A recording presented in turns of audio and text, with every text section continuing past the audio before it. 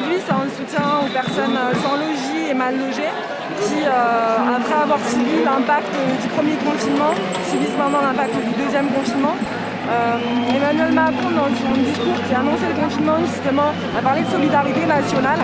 Et j'aimerais bien savoir de quelle solidarité est-ce qu'on parle quand on demande à des personnes qui sont confinées on demande à des personnes de se confiner dans des logements insalubres, qui sont pleins de punaises de lit, des logements qui sont humides, des logements qui sont pleins de rats. Quand on demande à des personnes de se confiner dans des petits logements, dans une pièce unique avec des enfants, quand on leur demande de se confiner dans des chambres d'hôtel qui sont loin du centre-ville, loin de tout point de distribution alimentaire.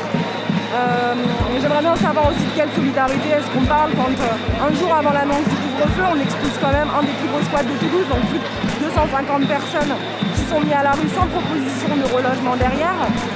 Donc qui va de pair avec la criminalisation des occupants sans titre, avec la modification de la loi Dalo qui est en cours et qui facilite les expulsions administratives. J'aimerais bien savoir aussi de quelle solidarité est-ce qu'on parle quand la préfecture nous répond qu'il n'y a pas suffisamment de places d'hébergement pour tout le monde, alors même qu'Emmanuel Bargon, dans son annonce du 3 décembre,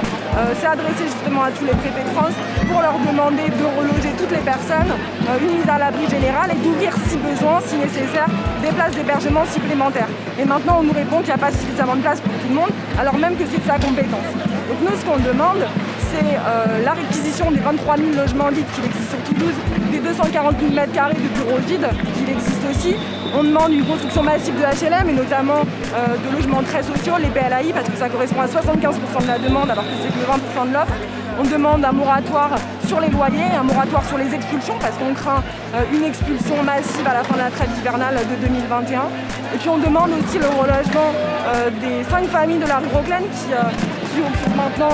cet ancien local des impôts depuis le 17 janvier. On demande aussi le relogement des 11 étudiants et étudiantes qui sont sans abri. Je rappelle que c'est toutes des personnes qui ont fait des démarches pour obtenir des hébergements, qui sont toutes reconnues prioritaires au titre du DAO et qui pour certaines ont même été jusqu'à